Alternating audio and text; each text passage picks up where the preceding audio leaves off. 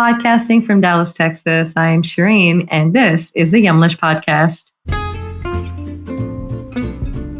Yumlish is working to empower you to take charge of your health through diet and exercise and reduce the risk of chronic conditions like type 2 diabetes and heart disease. Through amplifying the voices of healthcare professionals, educators, and communities, we hope to share a unique perspective and a culturally relevant approach to managing these chronic conditions with you each week.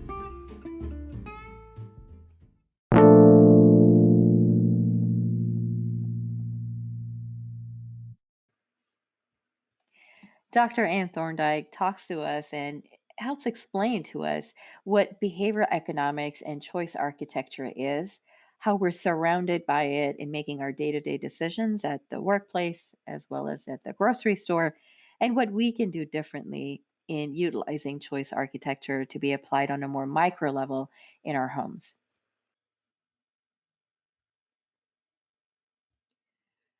Dr. Ann Thorndike is an associate professor of medicine at Harvard Medical School and the director of the Metabolic Syndrome Clinic at Massachusetts General Hospital. Her research focuses on individual and population behavioral interventions to prevent cardiometabolic disease.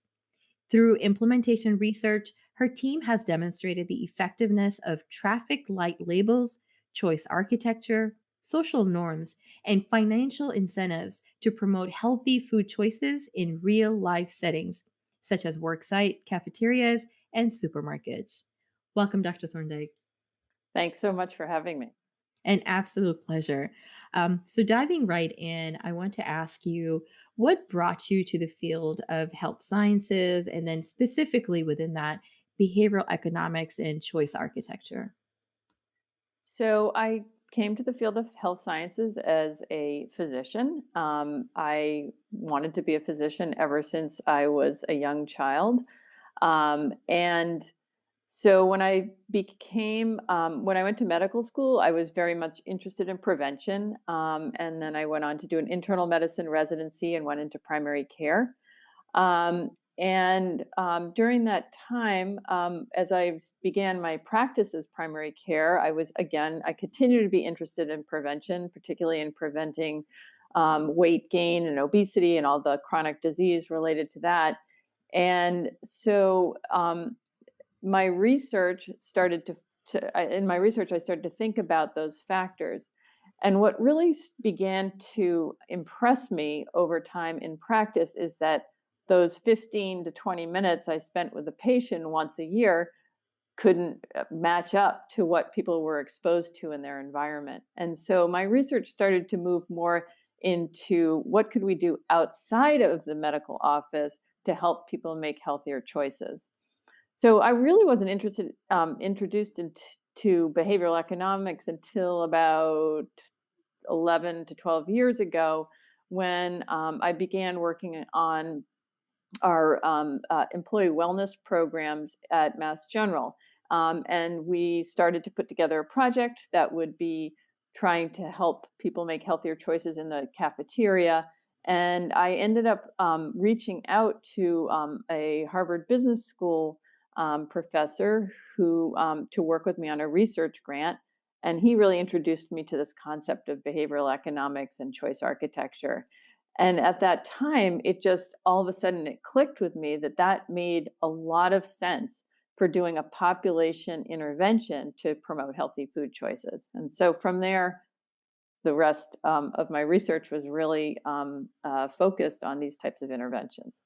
Mm-hmm. So, just for a little bit for our listeners to understand, can you provide us a brief explanation on what exactly behavioral economics is and also choice architecture? So behavioral economics isn't one thing; it's a field of study. So we know a lot about traditional economics, and traditional economic theory really focuses on the fact that you can provide people with information, and they will make choices. They will make a rational choice on what's best for them. Behavioral economics, on the other hand, makes doesn't make that assumption that we always make rational choices. It makes the assumption that sometimes we don't make rational choices, and that the interventions based on behavioral economics are to nudge us towards those choices that would be good for us that we probably want to make anyway, but we don't always make in the moment. And so choice architecture is one intervention that has been brought to the forefront by behavioral economics. That's really in what I do. The choice architecture is really about product placement, putting something in a place that's easy to see or easy to reach. But it could be, if you're making a choice about health insurance, that it's putting it at the making that listing the one that really would be better for you to use at the top of the list rather than at the bottom of the list. Or if you were reading a menu, put the healthy choices at the top of the menu rather than at the bottom of the menu so that you see them first. So it's making the healthy choice the easy choice. And so, and if I'm understanding this correctly, so essentially the making the healthy choice, the easy choice helps people make better decisions. Yes, that's the Mhm. idea. Okay. Okay. That's helpful.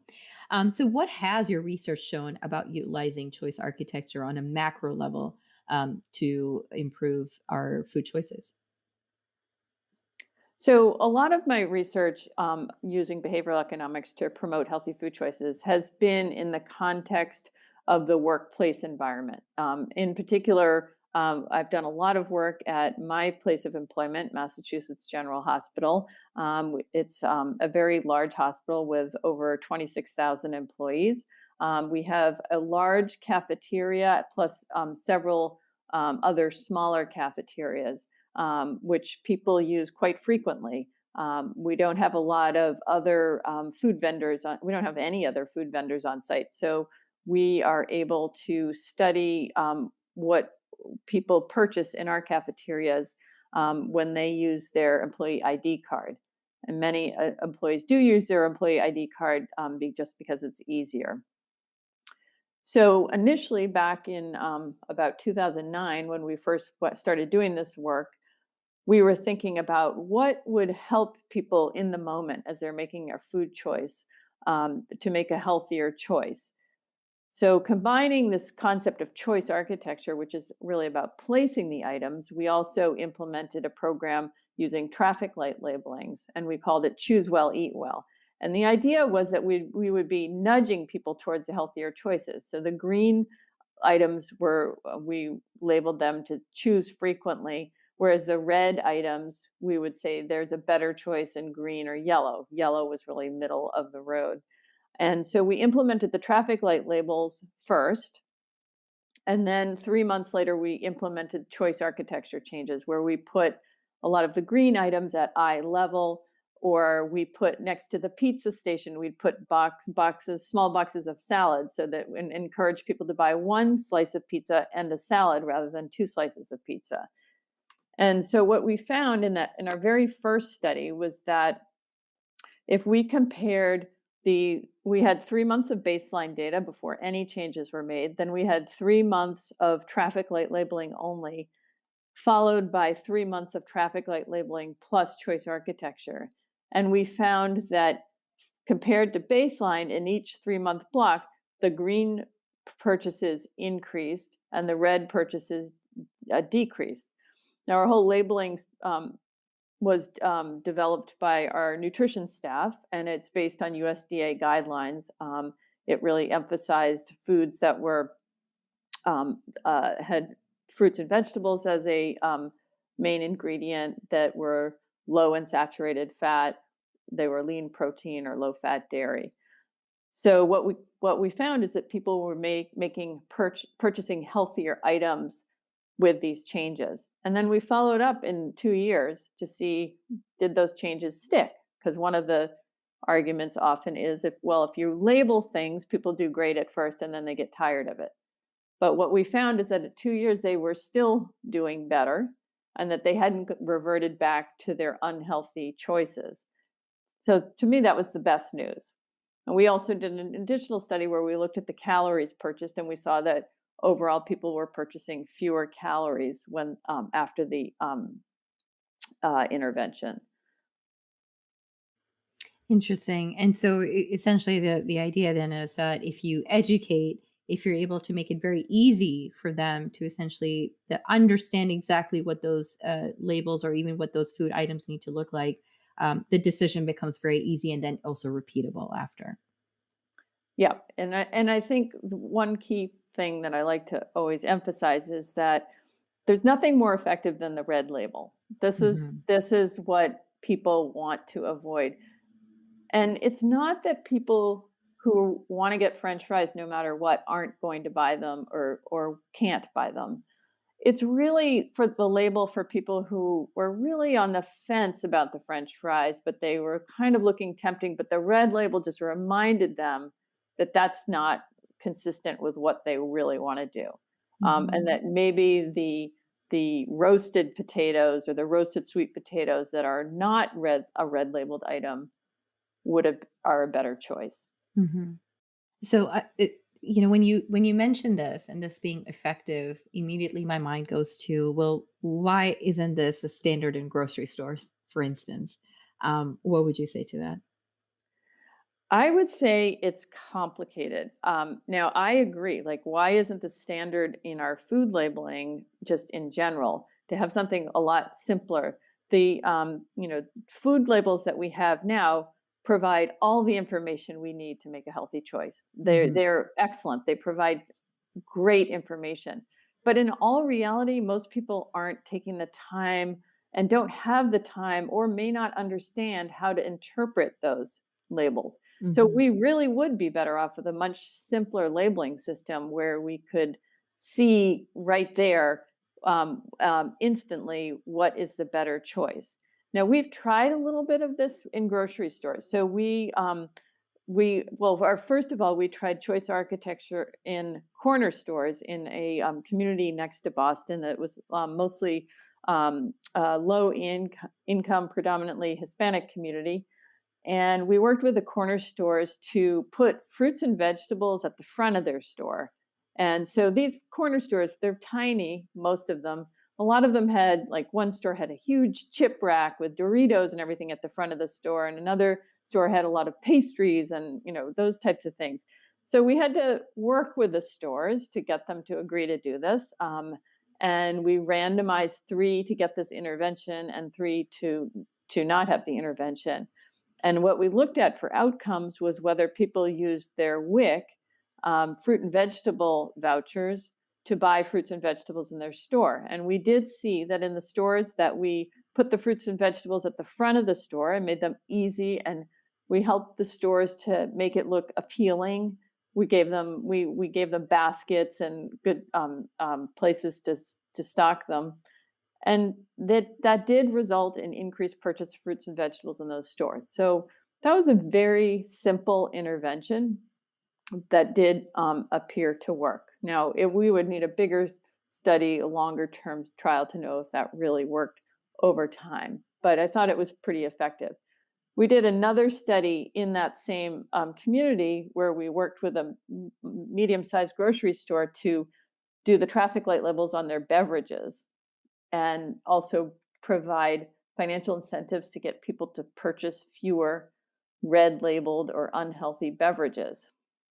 So the reason why I know it's complicated to do this labeling is that in this relatively small grocery store, there are over 700 different beverage items because different sizes, different types of sodas, different types of juices, powdered drinks, and all this.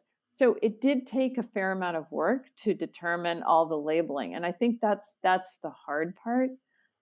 Is that, for grocery stores to implement this on their own is nearly impossible because of the number of different products. However, shelf placement is something that stores could be doing.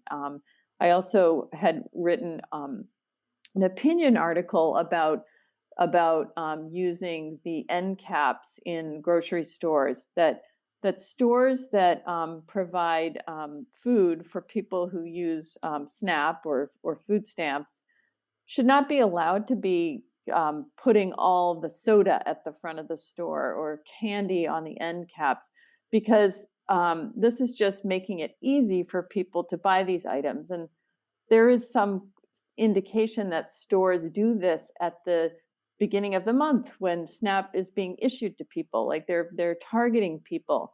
A colleague of mine did a study showing that stores tend to put out their sugar sweetened beverages at that time when the SNAP is issued.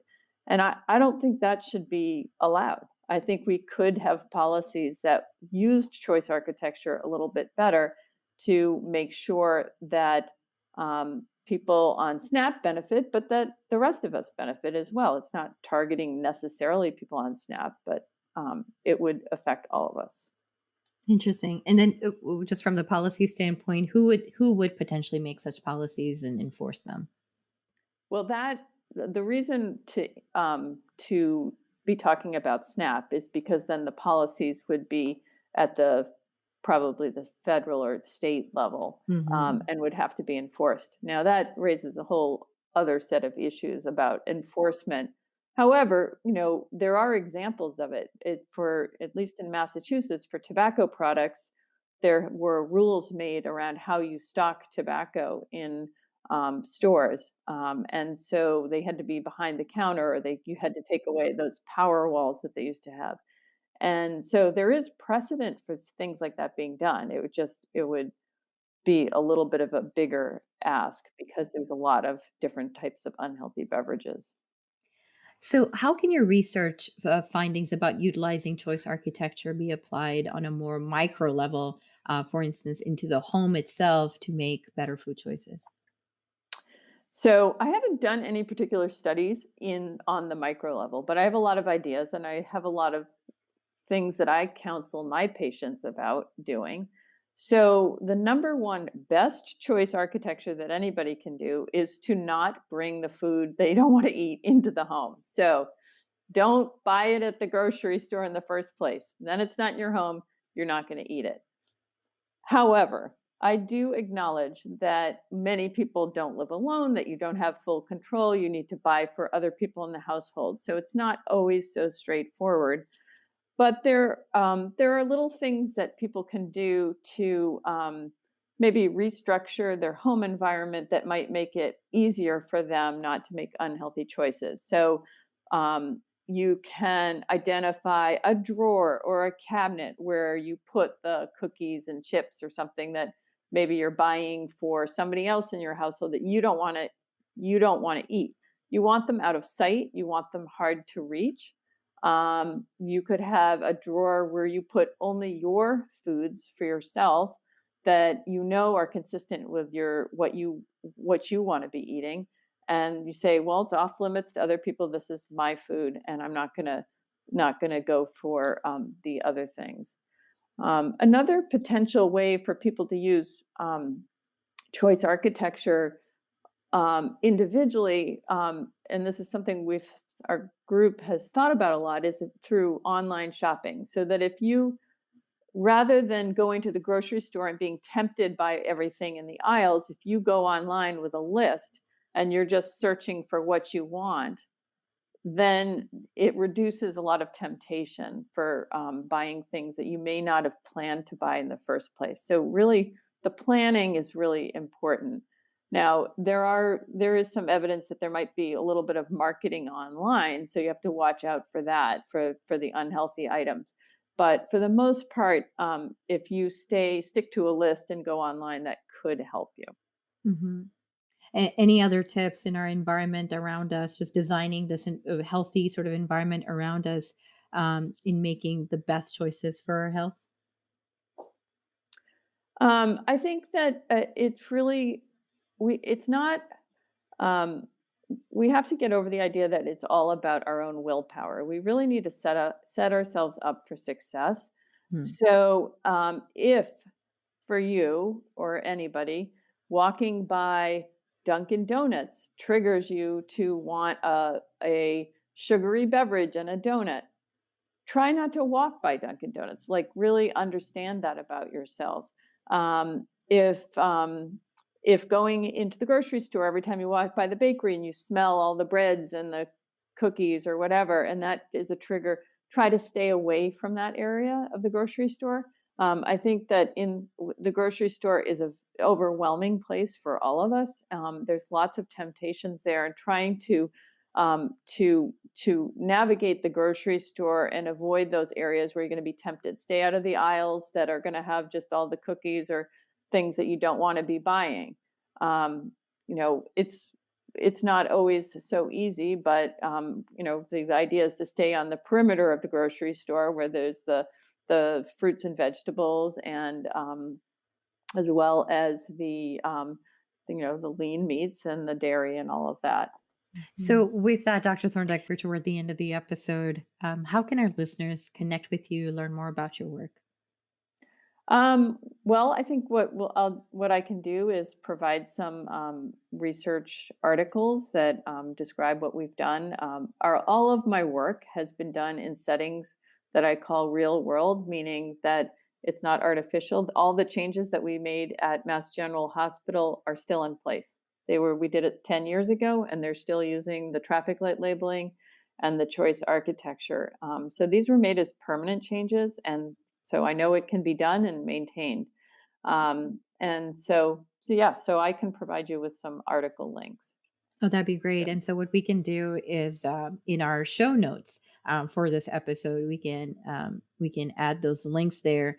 So, we'd love to even get the published if you can share those links, as well as the opinion piece that you talked about more for the sort of the choices at home. It would be great to get those as well. Yes, no problem. Thank you. Great. Well, we'll get that added on for you. So to our listeners out there, head over to our social media. Tell us, the one item that you can make a change with in your daily lifestyle, one habit that you can change. Tell us about it over on social media. You can find us at Yumlish on Instagram as well as on Facebook, and we'll find you there. With that, Dr. Thorndike, thank you so very much for coming on the episode today and sort of providing us this information and sort of helping us make us even more conscious of our environment, so that when we go into the grocery store, we're sort of not, we don't have those blinders on. We're now more aware of what's around us and how items are catered to us. So appreciate your time on that. Great. Thank you very much. It was really a pleasure. Thank you for listening to the Yumlish podcast. Make sure to follow us on social media at Yumlish _ on Instagram and Twitter, and at Yumlish on Facebook and LinkedIn for tips about managing your diabetes or other chronic conditions. You can also visit our website, yumlish.com, for even more information and to get involved with all of the exciting opportunities Yumlish has to offer. All of the links are in the show notes below, so please don't hesitate to check us out. If you like this week's show, make sure to subscribe to the Yumlish podcast, give us a like, comment, or a 5-star review, and share us with a friend. This is Shireen signing off. Thank you again, and we'll see you next time. Remember, your health always comes first. Stay well.